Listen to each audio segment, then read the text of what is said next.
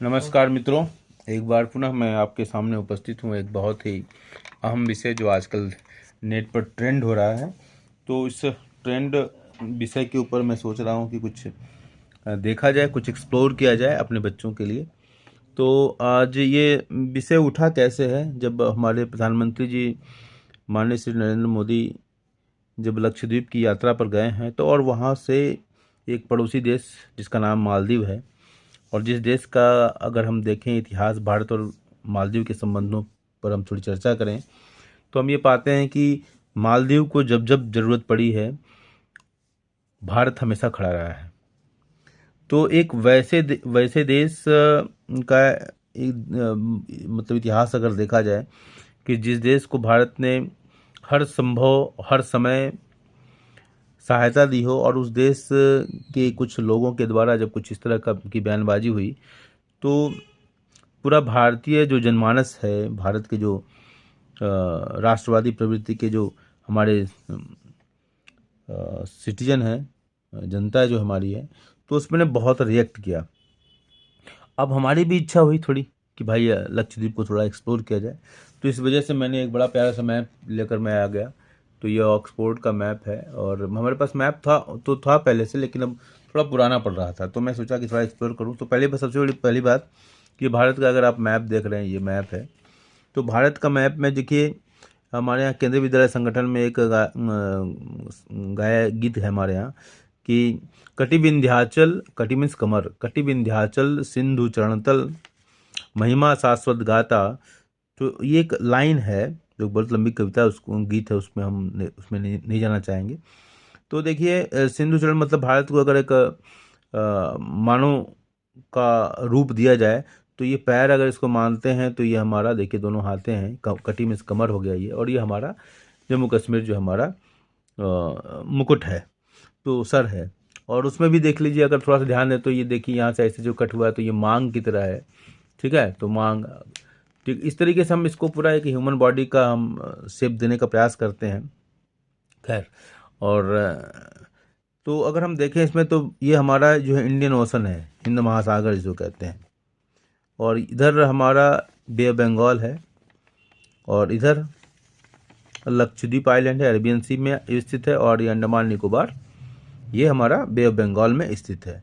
तो ये हमारा तीन तरफ से मतलब थ्री साइड से it is surrounded by water bodies, और इससे एक पेनिनसुला बनता है, प्रायद्वीप जिसको कहते हैं, और डेक्कन प्लेट्यू है यहाँ पर। तो ये हमारा लोकेशन है जिसको आपको समझने की ज़रूरत है, लक्षद्वीप कहाँ पर स्थित है। लक्षद्वीप में तो वैसे बहुत सारे आइलैंड हैं, और इसमें से जो कुछ आइलैंड आपको दिखाई दे रहे हैं, मुख्य रूप से जो आइलैंड हैं, जो कि मतलब आपको टूरिज्म के पॉइंट ऑफ व्यू से देखा जाए, घूमने के दृष्टिकोण से देखा जाए, तो Minicoy island, Kalpeni island, Bangaram island, island of Tinnakara, काल कदमात आइलैंड, चितलैंड आइलैंड, अब कुछ नाम भी हमारा प्रोनाउंसिएशन भी थोड़ा सा अलग होगा, बित्रा आइलैंड और किल्तान आइलैंड, इस तरह से बहुत सारे आइलैंड है। देखिए, मिनिकोई को मैं यहाँ पर मार्क कर रहा हूँ, मिनिकोई आइलैंड जो काफ़ी फेमस है, कालपेनी आइलैंड, सुहेली कावरत्ती, एड्रॉइड, कदमत आइलैंड, किल्तान अभी बोला मैंने, चितलैंड, बित्रा बोला मैंने। अब ये सब सारे आइलैंड हैं आपके, जो पूरा एक्सप्लोर अगर करेंगे आप, तो एक बहुत बड़ा ग्रुप है आइलैंड का। और इसका जो ये वैसे तो यूटी है, और यहाँ पर केरला, ये अंडमान भी हमारा यूटी है, यूनियन टेरिटरीज है। केरला से हमारे यहाँ जो है, अब इसके ये आसपास जो जाने की सुविधाएं हैं, मुंबई से भी आ सकते हैं हम ऊपर। अगर हम मुंबई देखें तो वहाँ से भी क्रूज चलती है हमारी, या देखें मुंबई से हमारे यहाँ, मुंबई से क्रूज चलती है, बहुत सारे मैं एक्सप्लोर कर रहा था। तो आप यहाँ पर एलटीसी की सुविधाएं मिल जाएंगी। तो अगर जाने की बात है, आप सोचते हैं, तो यहाँ पर हम लोग जा सकते हैं, और निश्चित रूप से अब तो यहाँ से जाने के प्लानिंग जरूर बनेगा। तो ये देखिए, हमारा कोच्चि जो एयरबेस है, यहाँ पर एयरपोर्ट है, वहाँ से हम ये जा सकते हैं। और थोड़ा सा इसको एलटीसी के पॉइंट ऑफ व्यू से देखा जाए, तो इसका एक और ज़्यादा एक्सप्लोर करने की ज़रूरत है। तो अगर लक्षद्वीप की बात करें, तो इसका जो एरिया है लगभग 32 स्क्वायर किलोमीटर में फैला हुआ है, और यहाँ की पॉपुलेशन अगर हम 2011 के सेंसस के अनुसार देखें, तो 64,473 64,473। और इसका सबसे जो मुख्य स्थल है वो जो है मिनिकोई ही है। मिनिकोई आइलैंड सबसे प्रमुख स्थल है। जैसे अगर हम बात करते हैं अंडमान निकोबार की, तो हम पोर्ट ब्लेयर का नाम लेते हैं। तो इसी तरह यहाँ पर मिनिकोई जो है सबसे प्रसिद्ध स्थल है यहाँ का, मिनिकोई आइलैंड। अगर हम टेम्परेचर की हम बात करें तो देखिए टेम्परेचर एंड प्रेशर। तो जनवरी मंथ में जो है इसका टेम्परेचर जो प्रेशर है वो 25 डिग्री सेल्सियस से ऊपर रहता है। और इसी तरह टेम्परेचर अलग अलग महीने का यहाँ टेम्परेचर दिया जाता है, जिससे कि आपको समझ में आए कि ये हम कब इसको यहाँ विजिट करने लायक है नहीं है, या एयर प्रेशर की स्थिति क्या है, ये सब सारी बातें यहाँ पर कि अप्रैल महीने में जो है टेम्परेचर यहाँ का 30 से 32 के आसपास, उससे ज़्यादा भी हो सकता है। इसी तरह जुलाई महीने में देखिए इसका टेम्परेचर जो है उसी के आसपास हमेशा रहता है ये टेम्परेचर। तो ये हमारा यह लो प्रेशर इधर अगर बे ऑफ बंगाल में बनता है तो उसे कंपेरेटिवली यहाँ पर ज़्यादा प्रेशर की स्थिति कभी कभी दिखाई देती है। तो इस तरीके से हम और ज़्यादा एक्सप्लोर करने का, अगर ह्यूमिडिटी की बात करें तो ह्यूमिडिटी जो है सी एरिया होने की वजह से ह्यूमिडिटी का लेवल तो निश्चित रूप से ज़्यादा ही होता है। तो ये ह्यूमिडिटी का है। और रेनफॉल अगर देखें तो ये रिट्रीटिंग मानसून हमारा ये स्टार्ट हो जाता है कि हमारा ये जो विंड डायरेक्शन है ये हमारा जो स्थल से जो है लैंड एरिया से हमारी ब्रिज आ रही है। और ये तो इस तरीके से हमारा ये रिट्रीटिंग मानसून दिखाता है। रिट्रीटिंग अगर एडवांसिंग मानसून है तो देखिए बगल वाले हम डायग्राम देखते हैं रेनफॉल। देखिए तो ये हमारा जो रेनफॉल जो है ये एडवांसिंग इधर से जा रहा है, तो ये मानसून की विंड है और इससे बारिश होती है। तो अंडमान और निकोबार दोनों में इसी तरीके से बारिश होती है। मानसून की अगर हम एंट्री देखते हैं, नॉर्मल डेट्स जो है मानसून का उसको ये रेड कलर से दिखाया गया है यहाँ पर।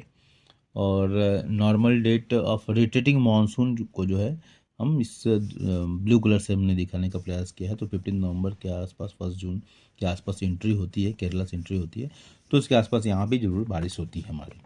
तो अब यहाँ पर देखिए यहाँ पर AMW लिखा हुआ है। और AMW क्या होता है, यहाँ पर AMW का मतलब है ट्रॉपिकल रेन फॉरेस्ट जो हमारा है ये यहाँ पर क्लाइमेट, उस तरह क्लाइमेट कंडीशन दिखाया गया है। तो ये इस तरीके से यहाँ पर ये रेन फॉरेस्ट है हमारा, यहाँ पर बारिश अच्छी खासी बारिश होती है। केरला में तुम जानते ही हैं अच्छी खासी बारिश होती है।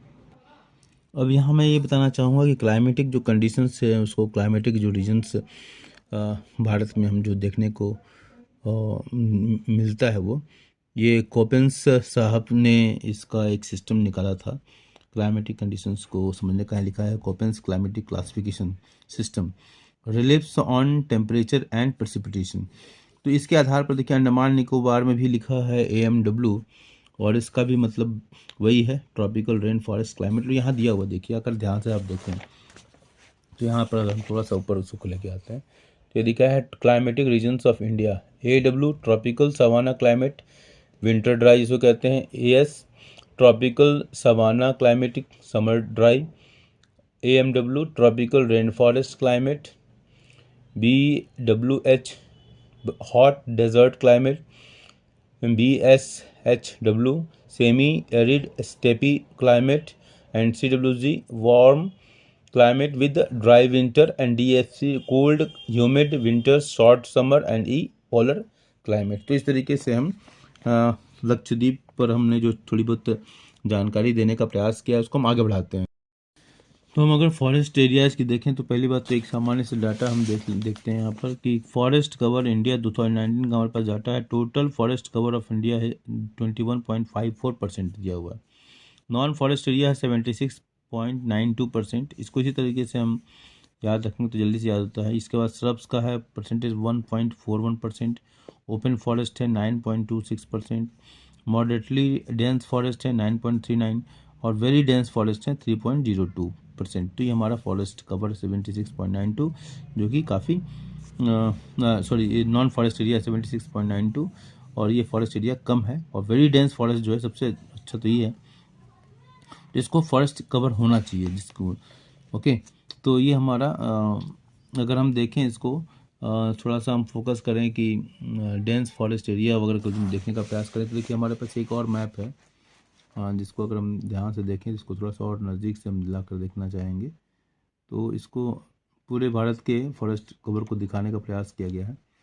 तो अगर हम, चूँकि हम फोकस कर रहे हैं लक्षद्वीप पर, तो हम इसको दिखाना चाहेंगे थोड़ा सा। अगर आप देखें तो ये देखिए 90.33, ठीक है, ये हमारा कवर आप देख सकते हैं कि काफ़ी ज़्यादा कवर है ये 90.33, और इसी से सर्वाइवल भी है 54.42। ये केरला का हमारा दिखा रहा है, और ये बाकी इस एरिया में वेस्टर्न ब्लॉक काफ़ी रिच है। उधर ईस्टर्न जो उड़ीसा का जो एरिया है, और साउदर्न जो मतलब जो हमारा जो ट्राइबल जो जोन है, वहाँ भी हम आपको फॉरेस्ट कवर अच्छा खासा दिखाई देता है।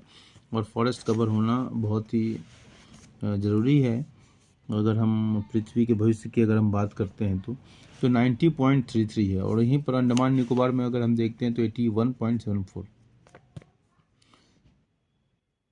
हम अगर इरीगेटेड एरिया की, नेट इरीगेटेड एरिया की अगर बात करते हैं तो यहाँ पर 0 दिखाई दे रहा है, क्योंकि यहाँ पर एग्रीकल्चर नाम मात्र का है। एग्रीकल्चर के नाम पर कोकोनट ही ज़्यादा होता है, इसलिए वो 0 दिखा रहा है। 19.22 यहाँ केरला और बाकी स्टेट्स के दिखाई दे रहे हैं। इसी तरह हम एग्रो क्लाइमेटिक जोन्स की अगर हम बात करें तो देखिए हमारे पास एक और मैप है एग्रो क्लाइमेटिक जोन्स की। अगर हम बात करें तो मेजर जोन्स जो है तो 15 आइलैंड्स रीजन्स, अगर ये 15 यहाँ दिखाया जा रहा है मुझे। और ये केरला में ये देखिए west coast plains and ghats region 12 ये है हमारा। तो एग्रो क्लाइमेटिक जोन्स की बात थी तो 15 यहाँ भी हमारा ये दिखाया जा रहा है।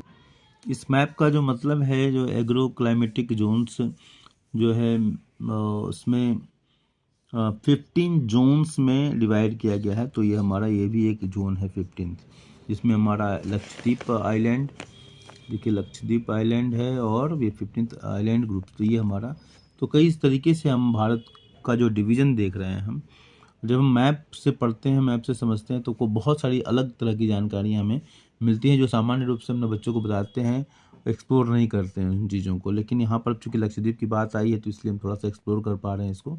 अगर हम लाइव स्टॉक पॉपुलेशन की बात कर रहे हैं तो देखिए लाइव स्टॉक पॉपुलेशन का एक इंडेक्स दिया हुआ है यहाँ पर, और यहाँ पर पूरे भारत की स्थिति को यहाँ दिखाया गया है क्या है लाइव स्टॉक पॉपुलेशन।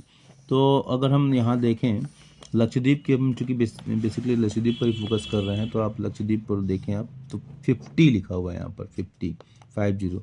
केरला में 2735 है, और बाकी स्टेट्स में दिए हुए हैं, और 155 यहाँ दिया हुआ अंडमान निकोबार में। तो ये हमारा 50 है लक्षद्वीप का लाइव स्टॉक पॉपुलेशन। तो ये काफ़ी, और इसको बढ़ाने की जरूरत है। और डाटा सोर्स हमारा 19th लाइव स्टॉक का सेंसस 2012 में हुआ था, उसके अनुसार ये इसकी रिपोर्ट आई थी। एनुअल रिपोर्ट 2020-21 में इस बात की चर्चा की गई थी। Department of animal husbandry and dairying यहाँ लिखा हुआ है, देखिए animal husbandry and dairy department के द्वारा 2020-21 में ये रिपोर्ट आई थी, और उसके बाद ये हमारे पास ये डाटा हमारे सामने है। अब हमने जब लाइव स्टॉक की बात की तो देखिए तो मिल्क का प्रोडक्शन देखिए 2018-19 का हमारे पास ये आंकड़ा है। तो उसमें भारत के की जो स्थिति दिखाई गई है 1,87,749,000 टन्स 2018-19 के अनुसार। अब वहीं पर अगर हम बात करते हैं केरला की 2548 और गुजरात की है तो 14,493, ये काफ़ी ज़्यादा है। इसके बाद आंध्र प्रदेश का ये डेटा हमारे पास, आंध्र प्रदेश और 15,044 ये हमारा है मिल्क प्रोडक्शन का, 1000 टन्स मिल्क प्रोडक्शन का। तो ये इस तरीके से हमारा, अब हम बात करें तो यहाँ पर 4000 टन्स लक्षद्वीप का है, और वहीं पर अगर हम बात करें अंडमान निकोबार का की बात कर रहे हैं तो 18,000 टन्स मिल्क का प्रोडक्शन होता है यहाँ पर।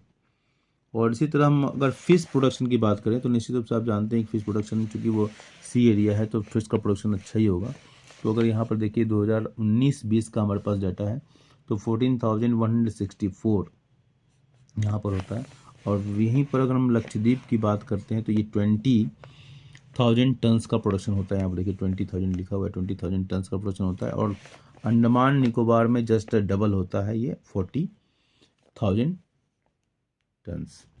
अब देखिए जाने के एयर रूट की अगर हम बात कर लेते हैं हम, तो यहाँ पर देखिए अगाती जो है यहाँ पर एयरपोर्ट हमारा कोच्चि से इसके डायरेक्ट लिंक है, और बाकी कहीं से ये एयर बेस से जुड़ा हुआ नहीं है, लेकिन यहाँ जुड़ा हुआ है। और जहाँ तक शिप का है संबंध तो वो केरला से भी है, मुंबई से भी क्रूज आज हो गया है। और टाटा ने भी मुझे एग्जैक्ट फिगर तो याद नहीं है, लेकिन टाटा ने भी इन्वेस्टमेंट की बात की है और आज ही घोषणा किया है टाटा ने कि मेजर इन्वेस्टमेंट करेगा। क्योंकि टाटा तो हमेशा देश के प्राइड के लिए ही काम किया उन्होंने। 1907 में जब उनका स्टील प्लांट, तो भारत का पहला स्टील प्लांट था वो, तब से लेकर टाटा का 60% लगभग जो फंड है वो उसके लिए जाता है, चैरिटी में जाता है। तो टाटा की बात ही अलग है। जैसे ही उन्होंने देश की बात आई तो उन्होंने तुरंत घोषणा कर दी कि हम इन्वेस्टमेंट करेंगे, और उनका काम तो जानते हैं वॉर लेवल पर करते हैं लोग काम। अब हमारे पास एक डाटा है जो कि इंडिया के रिलीजन्स और लैंग्वेजेस की बात करता है।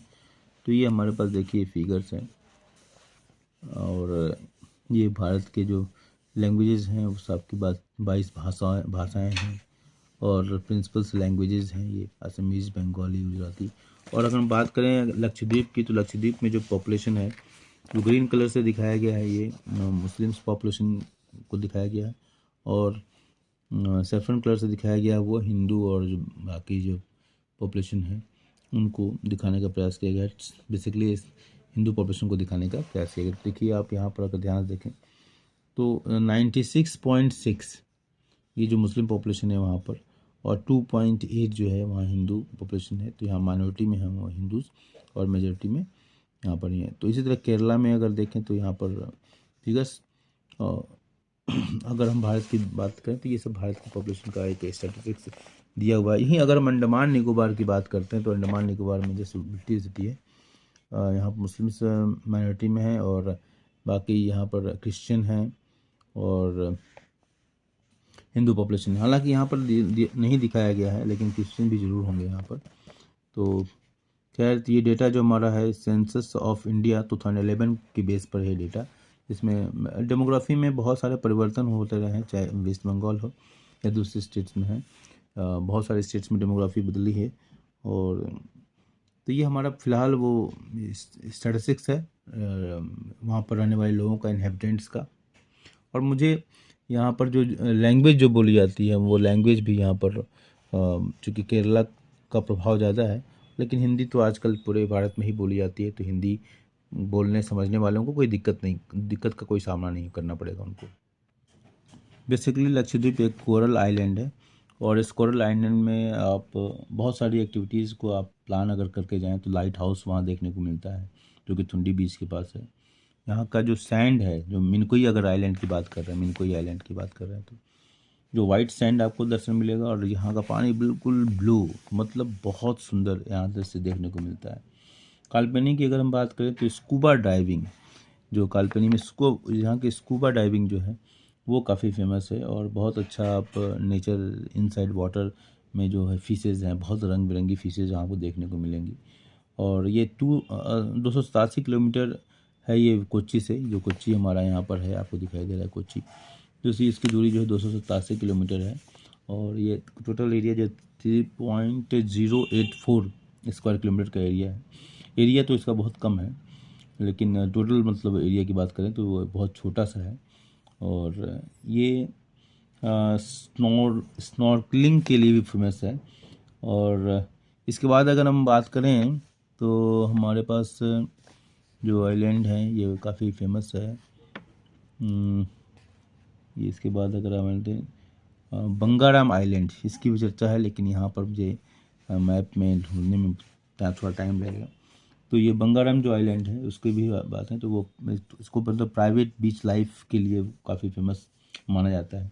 और इनका जो आइलैंड है थिनकारा आइलैंड, थिनकारा के बारे में कहते हैं कि वाइल्ड लाइफ का जो अगर मज़ा लेना है तो वहाँ पर, बाकी हर आइलैंड की अपनी कुछ विशेषताएं हैं, और जब आप जाएंगे तो हर व्यक्ति के लिए की सोच अलग है, समझ अलग है, इंटरेस्ट अलग है, तो उसके अनुसार उसको कोई चीज़ अच्छी लगती है। तो बुरी लगने वाली कोई चीज़ नहीं है लक्षद्वीप में, सब कुछ अच्छा ही अच्छा है। तो एक बार हम ज़रूर, अब मेरी प्लानिंग तो बन रही है, और आप, मुझे उम्मीद है कि आपकी भी प्लानिंग जल्दी ही बनेगी। Thank you.